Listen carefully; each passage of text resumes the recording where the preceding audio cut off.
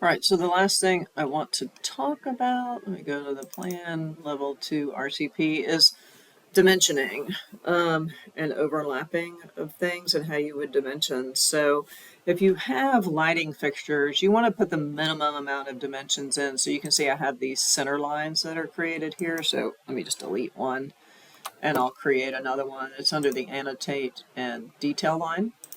And you can go to center line from the pull down. And then I can, draw a center line in here and make sure that, if I go to the align command, align those guys, right, with that, okay? And then oftentimes you want to pull it a little bit past the object as well. And then you would dimension once from the face of the wall. So these dimensions should be going from the face of the stud, right? Not from the outside of the drywall to the box. And then one dimension here, locating that one dimension here, locating that off the wall, and then there should be one more dimension locating this guy off of this wall. So if I go to annotate and I go to align dimension, I want to go from the face of the core, or in this case it is the same as the face of the grid, which your grid should be aligned to your cores, and then I can go to here and there. You do not want to dimension all the way across, right? Like you want to dimension where it's important. Like if this dimension is more important than this dimension, then do this dimension and leave this dimension out. So for example, I could pick this and edit the witness lines and click on that and click on that.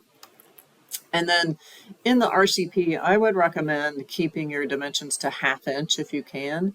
This one is actually a center line, right? So if it's going to be on the center line of the window, then you don't actually, if I tab select, you don't actually need that because this is the center line. And so you want them to line it up with the center of that opening.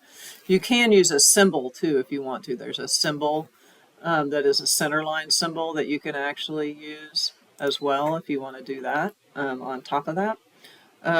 But if this is the next dimension and this guy is also the center line, then you don't need that one either. So you don't want to have multiple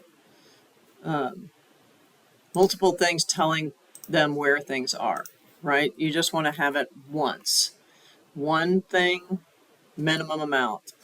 So for example, this guy, if I pull this guy down, and be consistent sort of about where you're tagging, unless you can't sort of tag it in the same place. So if you put them all to the bottom right, make sure they're all to the bottom right. Again, these are actually not the right font, so whoops, let's get rid of that. I'll go in here and edit the type and change that to Century Gothic and make sure it's set to 5/64, which is the size that I like. Okay, click OK, and then load into project and close into the correct one. Click OK, say no, overwrite the existing one. So now they're all doing that. Again, oh, these dimension styles again are the wrong one, so pick that and flip it to my Century Gothic, right there. Okay, and let's go to the dimension plan. As far as the way you should dimension these guys, you should have your window dimensions first, opening dimensions. The second dimension would be partitions. So for example, I could actually edit this one and put this partition dimension here if I wanted to. That's an option. And then leave this one out, but it's kind of up to you. If you don't have it up here, then definitely have it in here. And so you should have openings, partitions, general dimensions, and then overall dimensions. And they should be pulled out far enough. If you need to pull the, the grids out some more to get them to give yourself a little bit more space, and go ahead and do that as well. Okay. One last thing, let's go back to the RPC.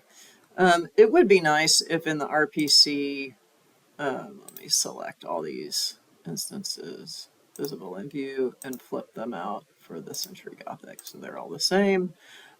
Is stay away from eighths if you can. Like I would pick that light fixture and just change it to half. You know, I mean, eighths are a little picky. And if it's not that critical, then I would go in and try and keep, you know, these guys to a ½ inch. It's just easier, especially if they end up having to do math or something like that. Okay. All right, I think that's it for that group.